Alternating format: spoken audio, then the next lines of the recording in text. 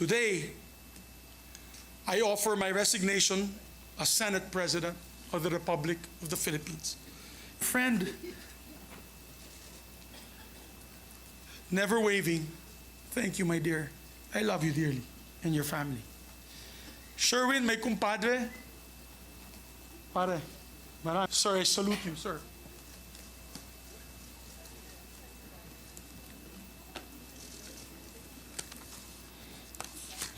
To the others, Thank you very much, Senate President Juan Miguel Zubiri, for your heartfelt speech. We are grateful for your service to the institution. Thank you for your service to the nation. State your name. Francis Joseph G. Escudero.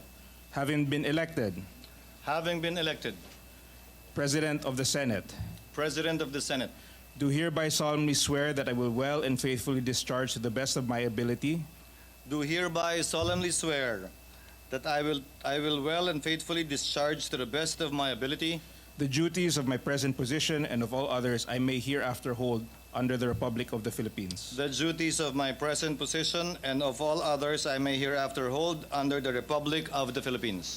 I, please state your name. I, Jinggoy Estrada, Having been elected Senate President pro tempore, having been elected as Senate President pro tempore, Zubiri for his speech. We recognize Senate President Juan Miguel Zubiri. thank you very much, Madam President. My President, Mr. President, my esteemed colleagues, I rise on a matter of collective and personal privilege. I've always said that I serve at the pleasure of my colleagues, and I thank them for entrusting me with the monumental responsibility of leading the Senate over the past 2 years. It has been my greatest honor of my life as a public servant and the greatest challenge. Never could I have imagined as a neophyte senator learning the ropes from some of the best luminaries of the Senate in Senate history, such as Ed Angara, Joker Arroyo, Miriam Defensor Santiago, Juan Ponce Enrile, Frank Drilon, and many others, that I would one day bear the blessing and burden of the Senate presidency itself. I have given this job my all. Not only have I maintained my untarnished record as a public servant and my streak of perfect attendance since 1998, but I have also done my best to rise to the occasion as a leader responsible for this entire institution and everyone under its care.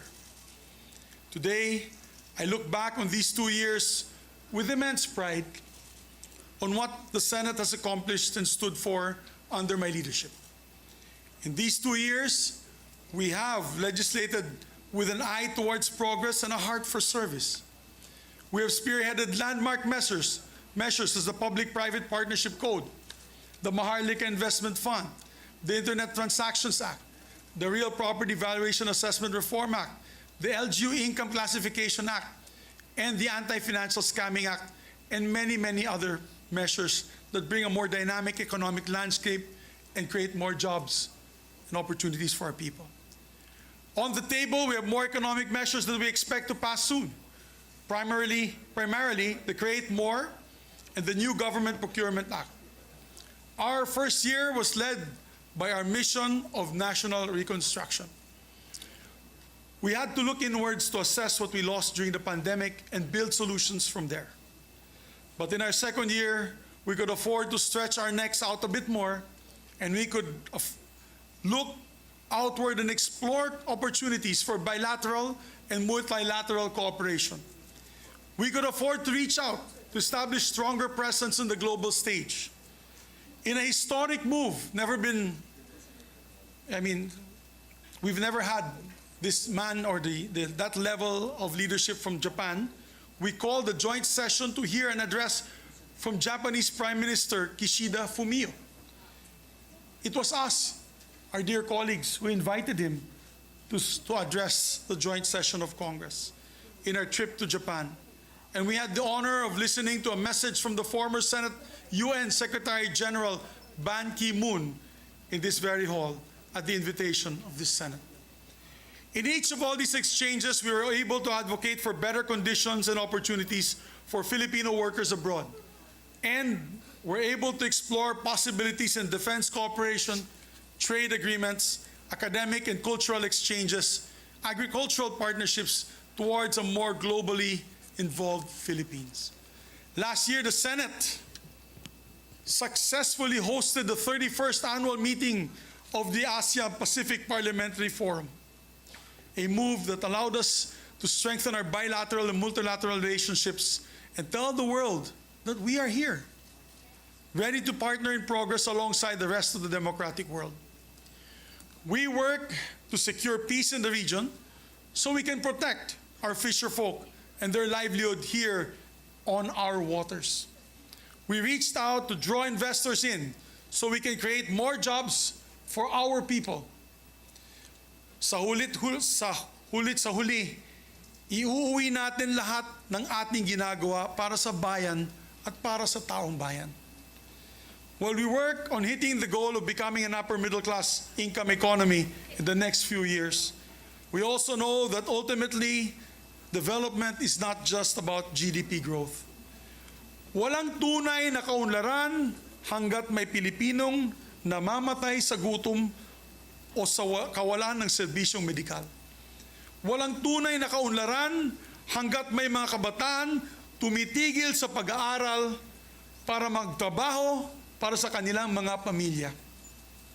Walang tunay na kaunlaran hanggat hindi matatanggap o natatanggap ng manggagawang Pilipino ang disenteng sahod. Senate President or not, I will continue to push for the welfare of our laborers until they receive decent wages that they deserve. The Senate has also been a committed partner to the armed forces of the Philippines and Coast Guard in defending the nation. No Senate has been more outspoken in opposing foreign aggression than the one that sits today. And lest we be accused of being all talk, let me assure you that this Senate has been working hand in hand with the armed forces and the Coast Guard in making necessary budget allocations for the procurement of maritime assets, arms, and defense systems. Lagi ko nga pong sinasabi, hindi nagkukulang sa puso at tapang ating mga sundalo at miyembro ng Coast Guard. Kailangan lang tapatan natin ang tamang mga kagamitan at mga sasakyan pagpandagat at panghimpapawid para tulungan silang ipaglaban ng ating bansa. Of course, none of these measures and budgetary allocations would have reached the President's table without the vital work of our Senate employees.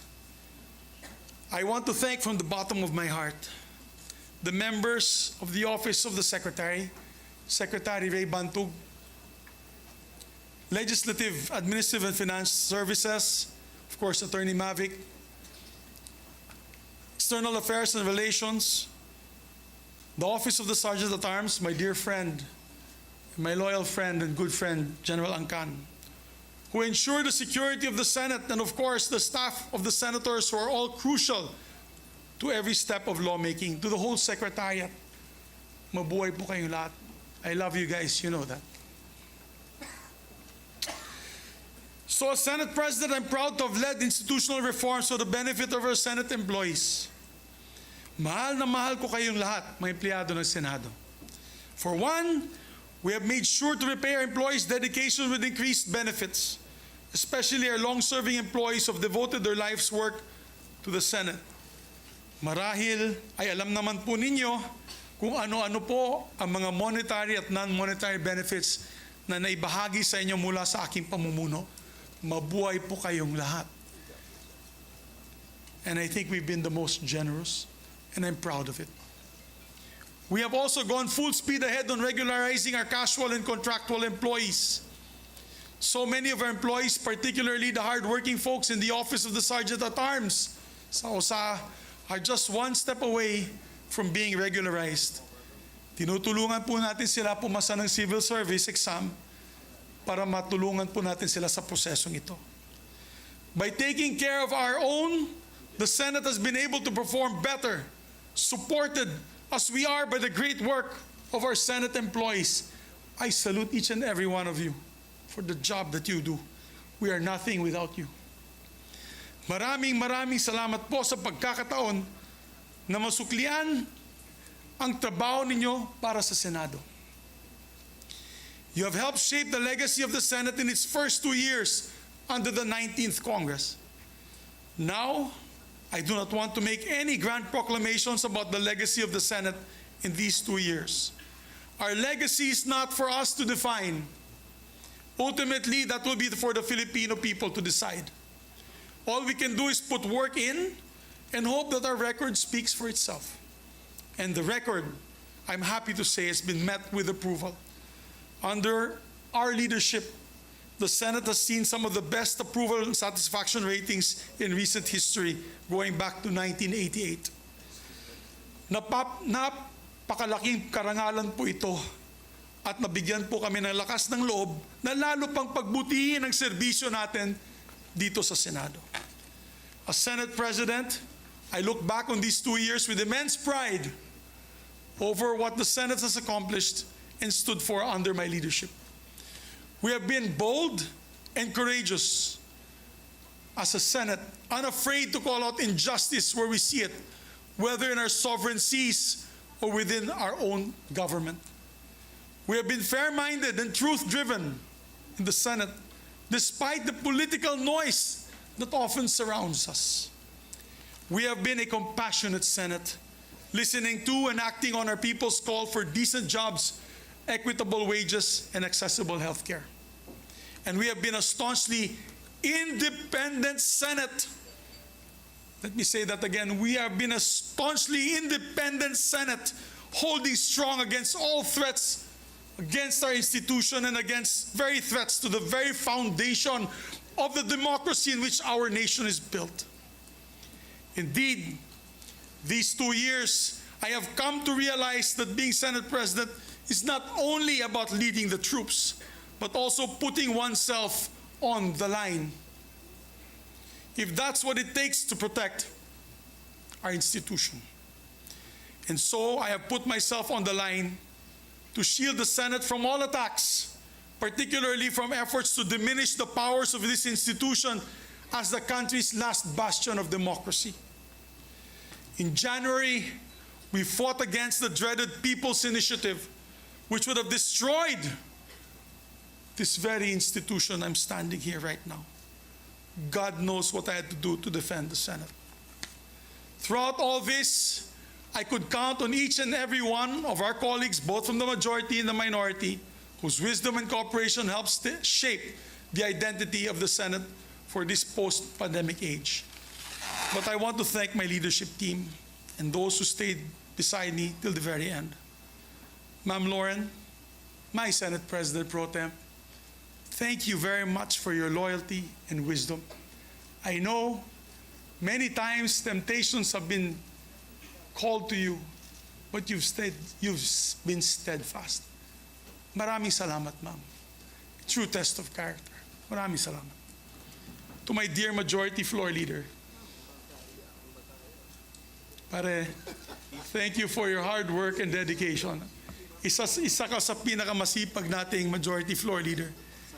Pare, thank you for your friendship till the very end. I love you. You know that. Mahal kita.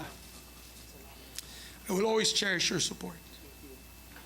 To Sunny, possibly the best finance chair this institution has ever had, I thank you, sir. I thank you. You know, your father was like a father to me. And I'm happy to call you my brother, sir. Senator JV, what can I say? Your loyalty, your friendship and hard work, which you helped steer many important measures in this institution. Sir, I'm proud to call you my friend. Nancy,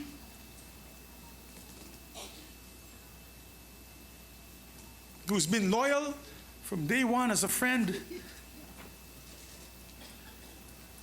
never waving. Thank you, my dear. I love you dearly and your family. Sherwin, my kumpadre, pare, Maraming salamat, pare. You are a good friend and compadre. I'm proud that you're the ninong of my son. To Bato de la Rosa, who stuck it out with me till the very end. Sir, I salute you, sir.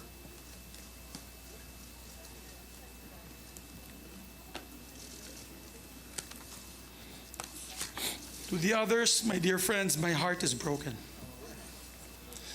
I am proud to have led a Senate that's been resolute in protecting our institution, our democracy, and our people. Being an independent leader, I gave way for each member of the Senate also to be independent and to come to decisions through collaboration rather than direction. I have never dictated my position on any of you. You know that. I've always supported your independence, which is probably why I face my demise today. I failed to follow instructions from the powers that be. Simple as that. I've listened to all my colleagues throughout my Senate presidency, and again, I listened to them today. As we head into a new period for the Senate, I fought the good fight. If I've ruffled some feathers in doing so, then so be it. Hindi ko tinanggap ang pagiging Pangulo ng Senado para lang hayaan na bumagsak ito. Today, I offer my resignation as Senate President of the Republic of the Philippines. And upon stepping down, I vow to serve as an independent member of the Senate. My allegiance as ever belonging only to the Filipino people.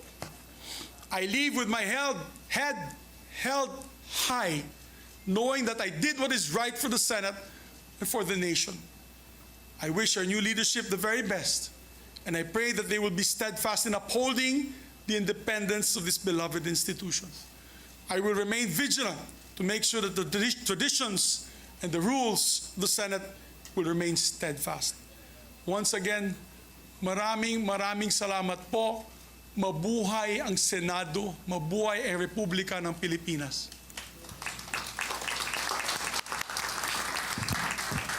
Thank you very much, Senate President Juan Miguel Zubiri, for your heartfelt speech.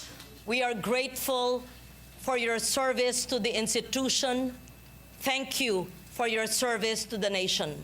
Thank you for a job well done, Senate President Juan Miguel Zubiri. Session is suspended.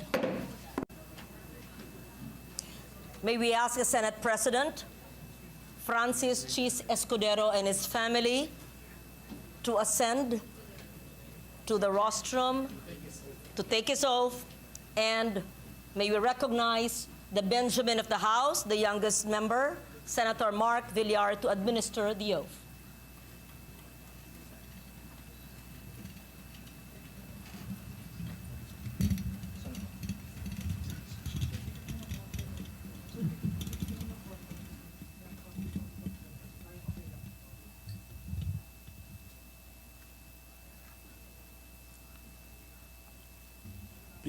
Please raise your right hand and repeat after me. I state your name. Francis Joseph G. Escudero, Having been elected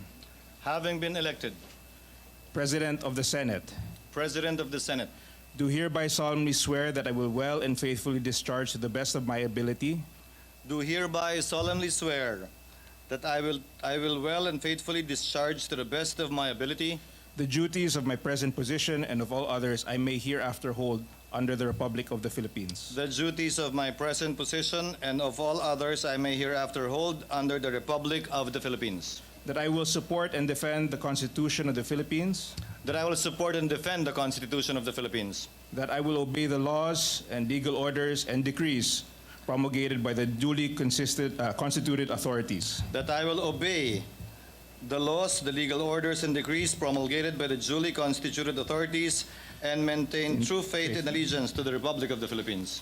And that I impose this obligation upon myself voluntarily without mental reservation or purpose of evasion. And that I impose this obligation upon myself voluntarily without mental reservation or purpose of evasion. So help me God. So help me God.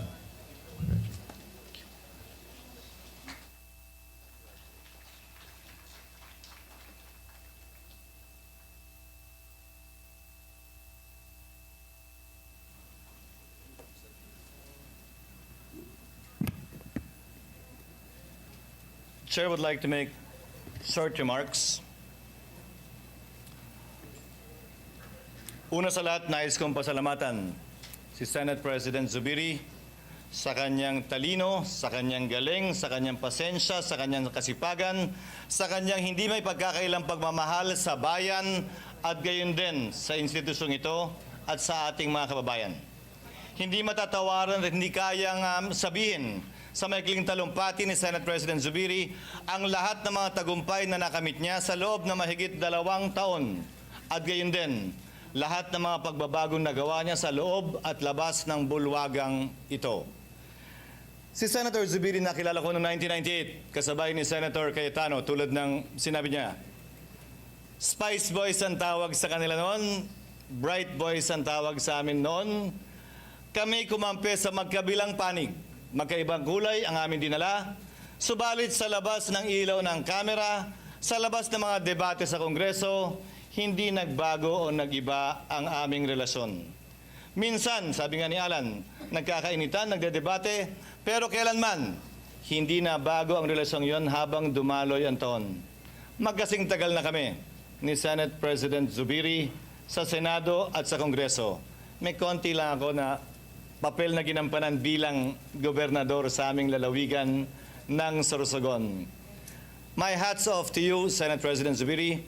I salute you, and I hope I will make you proud, you especially among all our other colleagues. And hopefully, you will not leave my side whenever I ask for guidance, whenever I ask for help, and whenever I ask for your wisdom. Mas malayo po at mas marami kayong alam sa akin, lalo na bilang tagapangulo ng Senado. Sana magkasama pa rin tayo sa mga bagay na yan sa mga darating na panahon. Binabati ko rin ang ating majority leader na si Senator Joel Villanueva at ang ibang mga nagbitiw sa kanilang mga posisyon. Hindi ito ang katapusan, kaugnay ng ating pagtatrabaho ng sama-sama dito sa Senado. Lalo na si Senator Joel na alam ko ay maraming gabi ang kinuha natin mula sa kanyang asawa, mga anak at pamilya dahil nagsusunog siya ng kilay dito sa floor ng Senado para may pasa ang mga mahalagang panukalang batas na kinakailangan ng ating mga kababayan. Walang my team, walang your team para sa akin. Walang SP Migs, wala ring Chiz para sa akin. Ang tingin ko sa bawat isa sa atin ay mga miyembro ng nag-iisang Senado. At kung may kulay man tayong dadalhin para sa akin ang mga kulay na yan ay dapat sumasagisag sa bandila ng Pilipinas na hindi naman nagkataon lamang na nasa likod ko at nasa harapan natin ngayon. Kulay na puti na sumasagisag sa pagkakapantay-pantay ng bawat Pilipino. Kulay na pula na handa tayong pumatay, hindi lang palaging mamatay. Alang-alang sa kalayaan ng ating bansa. Asul, pagkakaroon ng Pilipinas ng sariling lahi na kakaiba sa ibang mga lahi. Kaya walang pwedeng magsabing pabor sino man sa isang bansa.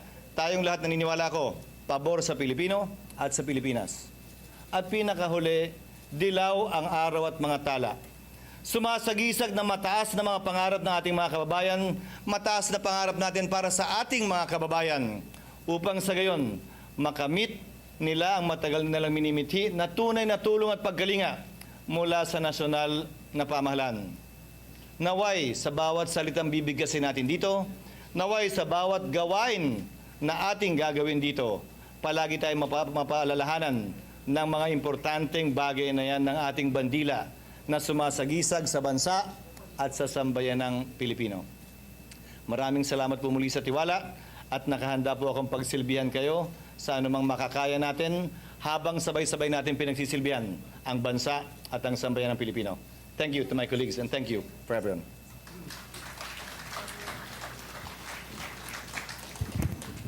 Senator Coco Pimentel is recognized. Thank you, Mr. President. Let the minority be the first one you recognize during your tenure, Mr. President. The minority of the Senate, of course, wish to congratulate our immediately preceding Senate President, Senator Zubiri, for the many achievements. We have seen his dedication to this institution. Grabe magtrabaho itong ating SP. And he has been fair very, very fair, not only to all of you sa majority, but to us sa minority. You've been very fair to us, sir, and we look forward to the same policy and attitude from our new Senate President. So that's why marami tayong na-achieve, and I think our critical collaboration, I think, improved the measures that we have passed under your leadership, SP Mings. So thank you for your service, and of course, to the entire leadership, our Senate President Pro Tempore, Senator Legarda, and of course, the person I dealt with most extensively during his term as tenure, Majority Leader Joel Villanueva. Salamat po sa inyo. And of course, si Senator Sani, alam na po niya yan. He has also been, I'll just use the word fair to all of us. Thank you. And so Mr. President, upon consultation with my partner in the minority, we want to make it clear that although we were silent during your election as Senate President, let us explain our vote that we really intended, and we we did not cast a vote, so that is we abstained in the election of the Senate President. And with that, we manifest our desire and our intention to remain in the minority, Mr. President. So let that be officially on record, Mr. President. Thank The you very remarks of the gentleman is duly noted from our distinguished minority floor leader. Mr. President, Assistant Majority Floor Leader. yes, Mr. President, I move to suspend the session. You have to resign. Okay. I withdraw the motion, Mr. President, and I move to recognize Senator Lauren Legarda. Senator Legarda is recognized.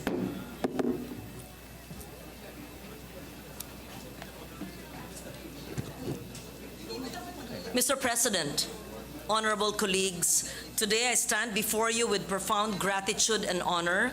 It has been the greatest privilege of my career to serve as your Senate President pro tempore for nearly 2 years.